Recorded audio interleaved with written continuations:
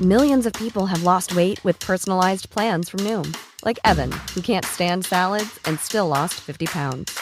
Salads generally for most people are the easy button, right? For me, that wasn't an option. I never really was a salad guy. That's just not who I am. But Noom worked for me. Get your personalized plan today at Noom.com. Real Noom user compensated to provide their story. In 4 weeks, the typical Noom user can expect to lose 1 to 2 pounds per week. Individual results may vary. 7 things you don't really need to know, but probably should. I'm Ciara Revin, and this is the Sunday 7. On today's episode of the award-winning Sunday 7, we get the inside track on the arrest of the Telegram CEO Pavel Durov from Guyatt. We catch up on space drama with Boeing and SpaceX, discover how and why Ebola jelly has learned to play Pong, and we find out what beaver bombing is. Remember, if you're enjoying this episode, do please like and share, and maybe even leave a review. We're here 7 days a week with the Smart 7, the biggest stories at 7 a.m. to start your day with everything you need to know. But first, it was on this day in 1887 that Emil Berliner filed for a patent for the first flat disc gramophone player. But he never got credit for the invention, partly because Thomas Edison was the one who refined the process of recording music, which enabled wider use. Berliner's legacy does live on, though. His trademark was the iconic picture of a small dog listening to a gramophone, which became a logo of HMV. Not so long ago, Rishi Sunak had a grand plan to ban vapes from children and to eventually ban smoking altogether with a rolling age ban. However, the election caught up with his legislative agenda and the new smoking bill fell by the wayside. The new government said it would introduce the bill, but it's not clear when, although this week PM Keir Starmer has been floating a ban for outdoor smoking. The British Medical Association is calling for more decisive action on the issue of vaping, and particularly disposable vapes that it feels are targeted at children, with a new report which was published this week. Professor David Strain from the University of Exeter spoke to BBC Radio 4. For the last few years, we've seen this massive increase in children and young people vaping. So 10 years ago, it was about 1% of children that were doing so. Today, it's about 7.6% of 11 to 17-year-olds that are using them either regularly or occasionally. And over half of those are regular users. The government, when it reintroduces the smoking and vaping bill, which they openly said they're going to in the King's Speech, we want them to take that restriction on the vapes just that little bit further, that will limit the attractiveness of these high nicotine products, these highly addictive products, limit how attractive they are to our children and to the young people, to stop a potential future problem when the lead, the nickel, the chromium that's in these actually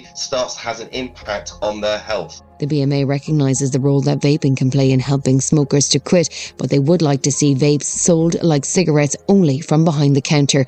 With 5.6 million vapers in the UK, that's about 11% of the population. It's a significant issue, with Matthew Evision, who is a respiratory consultant at the Manchester University NHS Trust, says regulation must be strengthened. There really is an urgent need for stricter regulation about vapes that protects young people and children. Part of that is the colour, the cartoon imagery, the elaborate descriptions of flavours. They need to go, and there's a real urgency around that. Vaping is a really important and it's a really effective tool to help someone to stop smoking. We have evidence that having flavours increases the successes of stopping smoking. So all of our responses to this, that can't undermine the value of nicotine vapes for somebody that smokes tobacco. The UK Vaping Industry Association responded to the BMA report, claiming that a total ban on flavours will also send more ex-smokers back to tobacco. But head teacher at Newman College in Oldham, Glynn, says children need to be the priority. They are, in my opinion, packaged and targeted at young people as an accessory to adolescence, and that's a real risk for us. And we're seeing in schools across the country, in bus stops and in town centres at the end of school, billows of smoke from young people who are consuming vapes, often with really, really high levels of nicotine, with parents not necessarily aware that that is equally as damaging as a cigarette.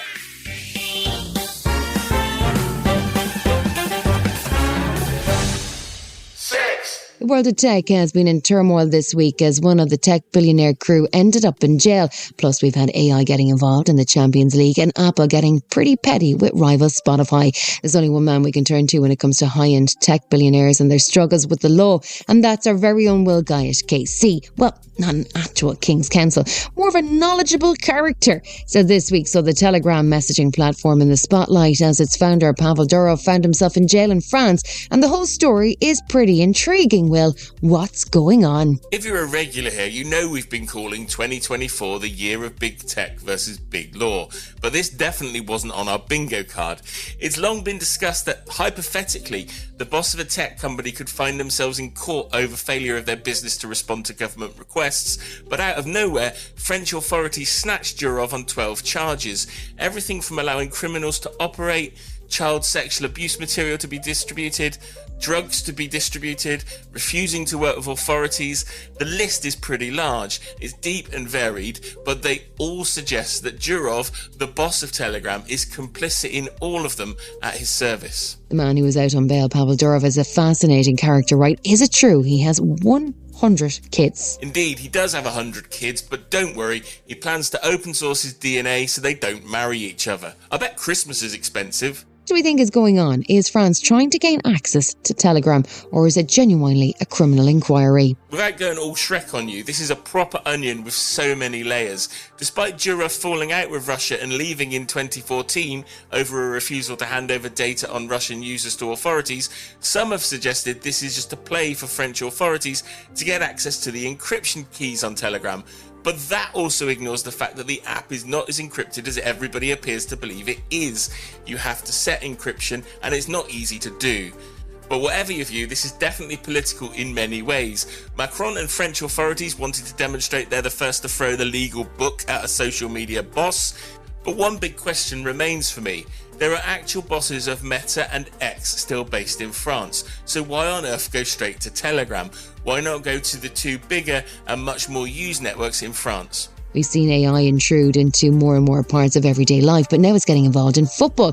What's going on with the Champions League? In a sport much loved and coveted by gambling syndicates worldwide, the idea that football is replacing a literal bowl of balls with AI seems like unnecessary complications to me, but not to UEFA, who are making changes to the way the Champions League is drawn.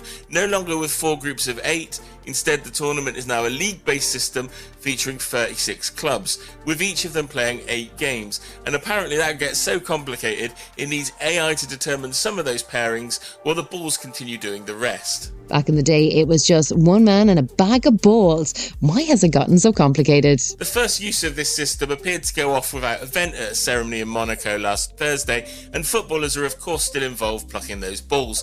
Now, UEFA's bosses have promised that this tech can't be compromised, and its deputy secretary fended off concerns of hacking or compromises with an amazing phrase: "People can trust us," he said. That sounds like the dreaded vote of confidence in a football manager, doesn't it? We love a bit of big tech rivalry on the Sunday 7, but the latest row between Apple and Spotify seems a bit childish, doesn't it? What's going on, Will? I'm not entirely sure if I'll get away with using the word shithousing, but that's exactly what this is. Spotify is attempting to use the new might of the EU tech law to suggest that Apple has deliberately sabotaged its use of the volume buttons on your iPhone. If you'd ever connected a wireless speaker to your iPhone for use in Spotify, you could control it via the volume buttons on your iPhone, but alas, no more. Now, Spotify claims this is a breach of the EU Digital Media Act, which until now has typically focused on pricing and in-app purchasing. They believe this is Apple deliberately sabotaging their use of the platform to get people to use Apple Music, where you can still use the physical volume buttons on your phone. If you're using Spotify Connect, now you have to control the volume of those external devices on a slider on your screen and not through the traditional buttons. Now, Apple haven't commented on this case, perhaps because they're letting the tyres down on the car of the Spotify executive. Still to come this Sunday 7, things get complicated for Boeing and SpaceX, and the Swiss have been working on sugarless chocolate.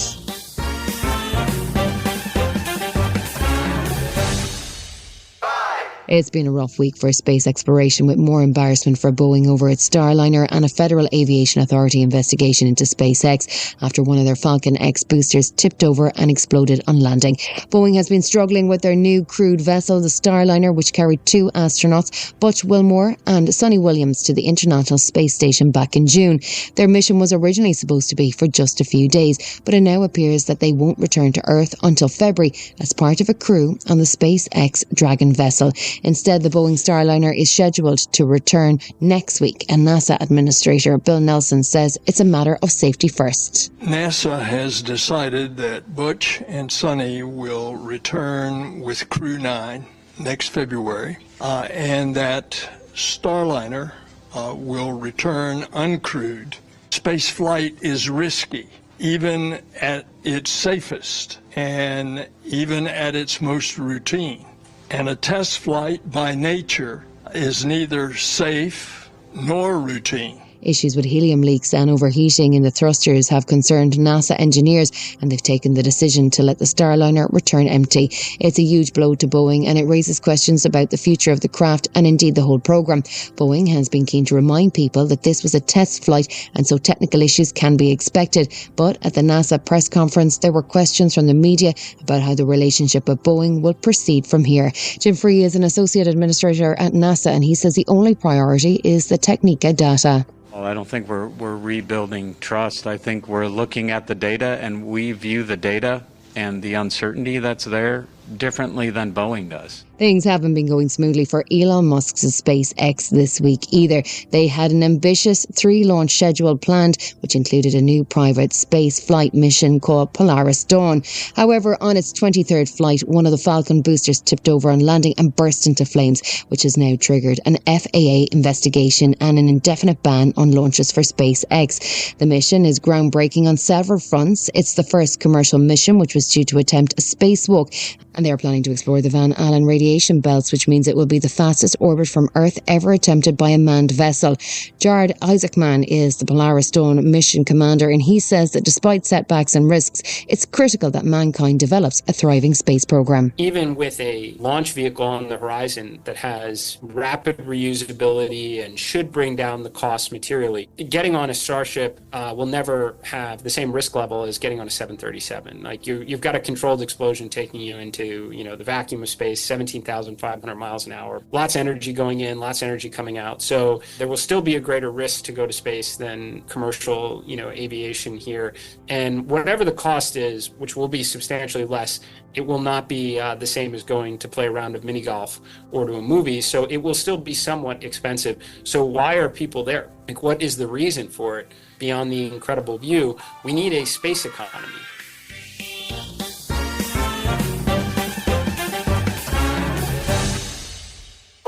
Swiss chocolate is famous worldwide, but chocolate with its high sugar content is increasingly a villain in a world where we all eat too much sugar and obesity is on the rise. So you might be very excited to hear that Swiss scientists have been busy developing the world's first sugar-free Swiss chocolate. And it's not just better for you, it's also more sustainable, as the process uses the husk of the cocoa pod, which is usually discarded. Dr. Kim Mishra is a food scientist and research and development lead at the Federal Institute of Technology in Zurich. He says that the difficult part has been to remove the moisture from the process. It is the pulp that introduces the moisture. The pulp juice can be seen as a kind of lychee, pineapple-y juice. And if you combine it with parts of the husk, you make like a jelly, a cocoa jelly. And that is what you can actually use as a substitute for crystalline sugar. To be precise, we actually did not lower the absolute sugar content. We increased the fiber content and decreased the saturated fatty acid content. And that is what made the chocolate, from a nutritional point of view, more beneficial. Still to come in the Sunday 7, a bowl of jelly learns to play Pong, and we find out what beaver bombing is. Right after this. It can be hard balancing taking care of kids, senior loved ones, and yourself. Remember, it's okay to ask for help. There's a reason 29 million families have turned to Care.com. Find background-checked sitters, nannies, and senior caregivers who can help with everything from watching kids after school to senior meal prep. Whether you need full-time, part-time, or even occasional help, you can view rates and book highly rated caregivers that fit your budget and schedule. Get the help you need with Care.com. Welcome back.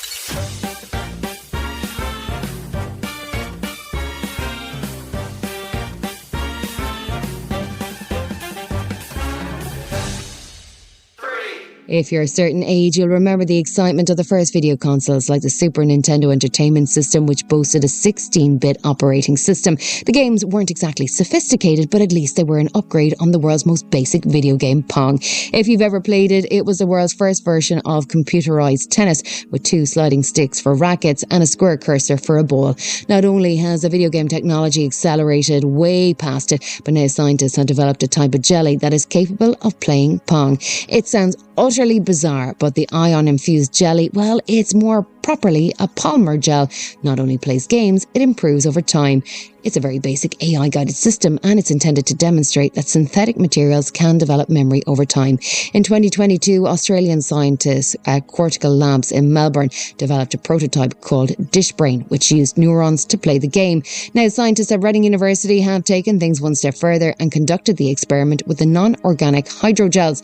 Yoshikatsu Hayash is a biomedical engineer at the University of Reading, and he talks us through how the experiment works. Each contact is covered entirely by the gel as it pushes itself into the gel. Press play, then start both power supplies. Then for the initial running of the gel, keep track of where the ball is. Make sure that when it goes into each of these regions, that there is a current measurement on here. Whenever it reaches one of these 3 locations, you can see a spike in the current measurement in that corresponding location. And so far we've seen that the black has spiked at the right location, red is spiking at the right location, and brown is spiking at the right location.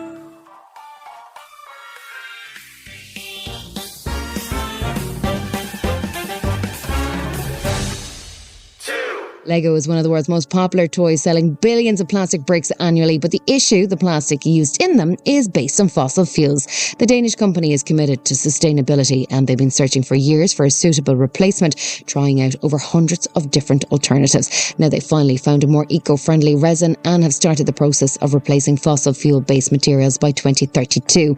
Annette Stubs is Lego's chief sustainability officer, and she says it hasn't been easy, partly because Lego want to make sure that all of the bricks they make are compatible. In 2015, Lego made the first commitment around this, and since then tested more than 600 different materials, and some were successful, some were not, and that's what happens when you innovate. And today we are pursuing a road where we are using the mass balance approach, meaning that we are taking virgin fossil fuel out of the mix of our materials and increasingly putting sustainable materials in, so that could be recycled materials or bio-based materials. It's very difficult because we have such high standards for our bricks. You know, they have to be safe for kids to play with, they have to be durable, so the bricks that were made 60 years ago can still fit the bricks that we are making today, and many more quality requirements. So it has been quite difficult to find the right mix and to make this happen.